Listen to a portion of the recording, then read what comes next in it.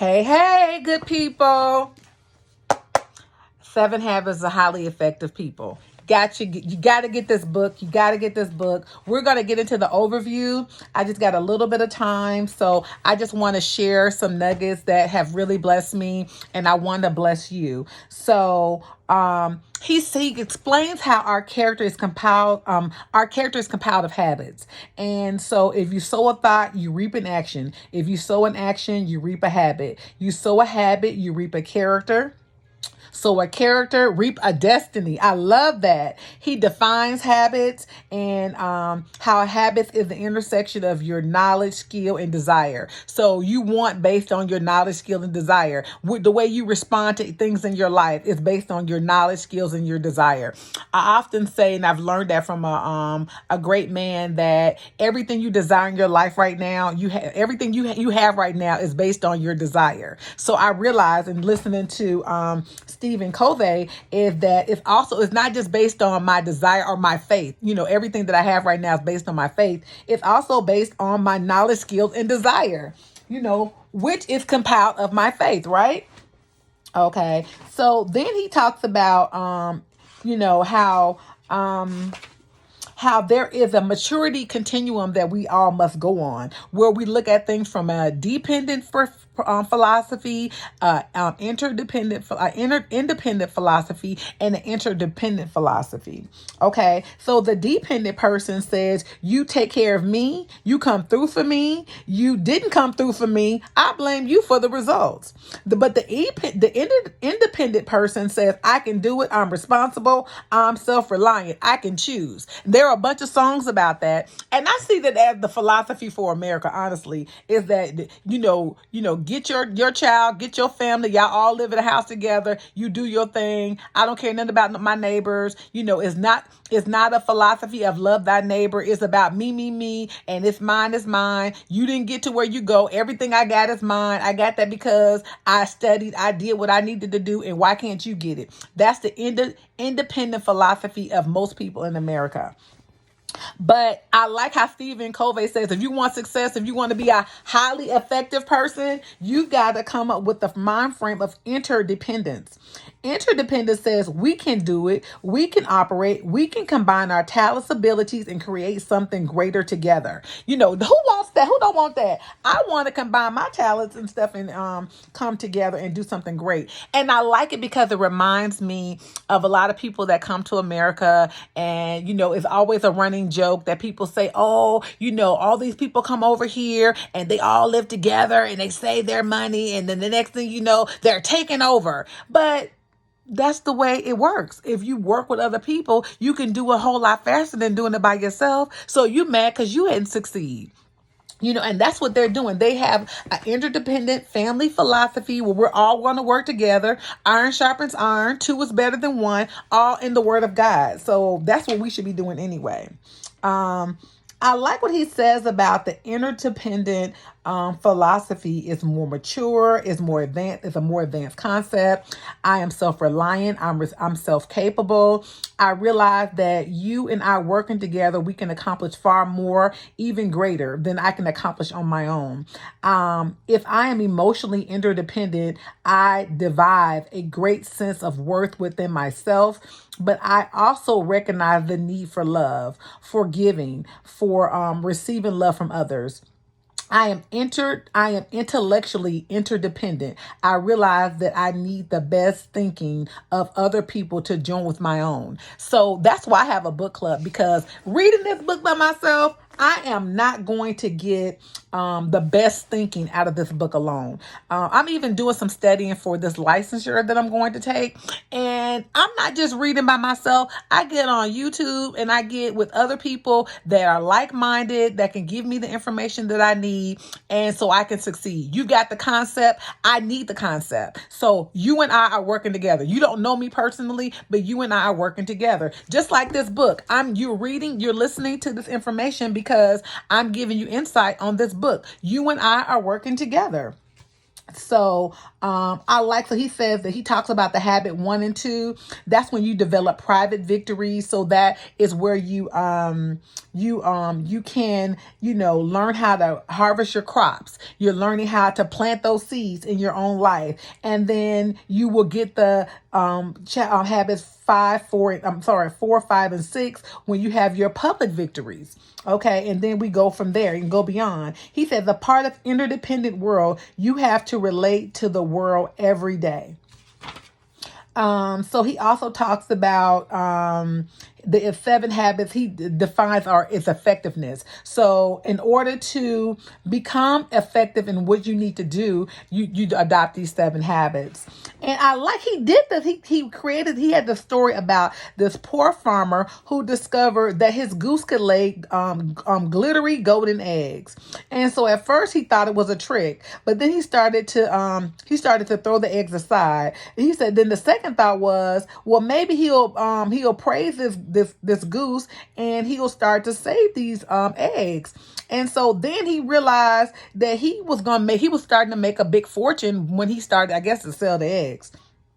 So day after day, he would rush to find another golden egg. And so this man became very, very wealthy. And then, so he went from a dependent frame of mind where he was relying on this goose to this independent frame of mind where the goose was bringing him about something, right?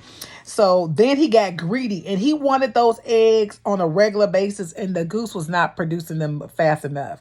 So guess what the man did? He killed the goose. It was thinking he can just reach inside and just, I guess, harvest these eggs on his own. And guess what? It didn't work for him. So then it was like he had no goose, he had no golden eggs. So he said, if you adopt a pattern in life of focusing only on golden eggs and neglecting the goose, so he didn't take care of the goose, you will soon lose without access to producing golden eggs. On the other hand, if you only take care of the goose with no aim toward the golden eggs, you soon won't have the wherewithal to feed yourself or the goose. So effectiveness lies in a balance, and he calls that balance the P/C balance. P stands for production, the desired results, and the golden eggs, which is the golden eggs. And PC stands for production capability, which is the ability the ability or asset that produces the golden eggs.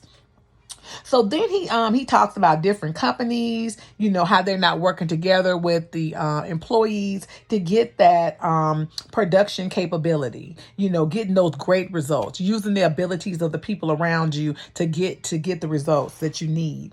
He went on to talk about how when you're working with a child who has some needs, you got to still apply that same philosophy in working with the children that you have. He gave an example of a company that took over another company that had I'm sorry, they had this great clam chowder. So when the new company took over, they started to water down the clam chowder a little bit. But the customers, when they had great, not only did they have this great renowned clam chowder, but they had great customers, right? That knew about the clam chowder. But because of the way they treated the product, eventually the customers was like, this stuff don't taste the same. So they stopped coming to the point where nobody was coming at all. So then they lost the customers because you didn't take care of your golden egg, nor did you value the customers that you had. So the PC principle is always to treat your employees or the customer the exact way you want them to treat he says to always treat your employees the exact way you want to treat your best customers. So not only was he neglecting the customers, he was neglecting his employees. So when you have that selfish mindset, you don't take care of the product is crappy, the people that you work with, you don't take care of them, and you ain't taking care of your customers. So, of course you always want to take care of the best customer because they're going to always be the one that comes in.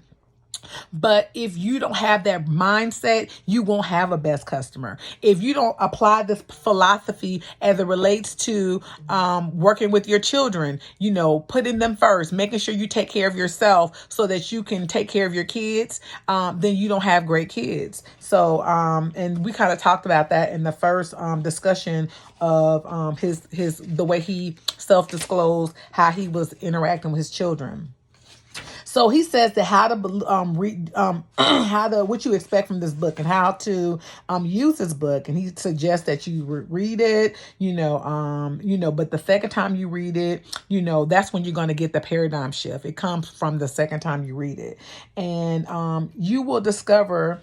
He said, you will discover and unleash both the desire and the resources to heal and rebuild important relationships that have deteriorated or even broken.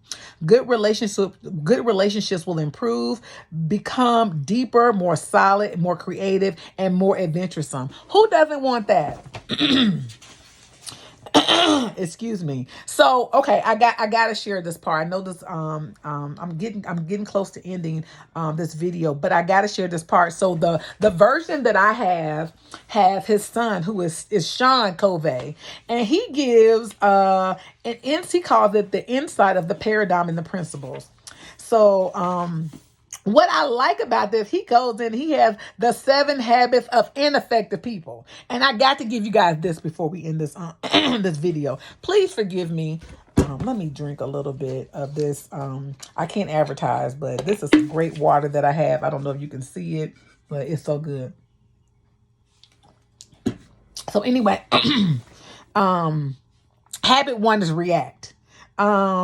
If you blame all of your problems or on your lousy boss, your parents, your genes, your spouse, your partner, your ex, your economy, the economy, if you blame everything on someone else, then if you react to everything, then you're ineffective. Number 2, begin to squat in your mind. Don't plan ahead. Don't set goals. Don't worry about the consequences of your actions. Go ahead with the flow. Live for the moment and party on, dude. Tomorrow you will die. You're not going to be effective. Habit 3, put first things last. Procrastinate. Do the urgent things first, like answering every bing, bling, beep that comes your way. Think, win, lose. See life as a victorious competition. Everyone's out to get you, so you better get them first. Don't let others succeed. Just be selfish, basically. Habit 5, seek first to talk, then pretend to listen. This is hilarious. You were born with a mouth, so use it. Talk a lot. Make sure everyone understands your views first. Then you must pretend to listen. I'm so sorry, y'all. By saying while daydreaming about what you want for lunch. Basically, let people talk and you don't even listen. If you guys got comments, please give them in the drop them below, and I would love to hear your feedback on these habits. Habit 6, be an island. Let's face it, other people are weird because they're different from you. So why try to get along with them? Teamwork is overrated. I cannot. Habit 7, burn yourself out. Be too busy to take time to get gas. Too busy to live. Too busy living to take time to recharge and renew. Don't learn anything new. Avoid exercise like the plague. For heaven's sakes, stay away from good books, nature, arts, music, anything. Burn, baby, burn. Anything that inspires you. Just burn, baby, burn. How can you succeed in life if you don't learn or gather information? Clearly, that's not you because you're listening to me. Because I am all about growing, learning, and that's what you're going to get from this channel. I want to thank you for listening. Please excuse my ums. Hopefully, you got something from this. I'm going to continue to share the nuggets that I've learned from this book. Excuse me and my struggles to read. Sometimes you may get that, but I'm going to do my best to give you what I got and it's live in action. So thank you for watching. Please like and share. Thank you.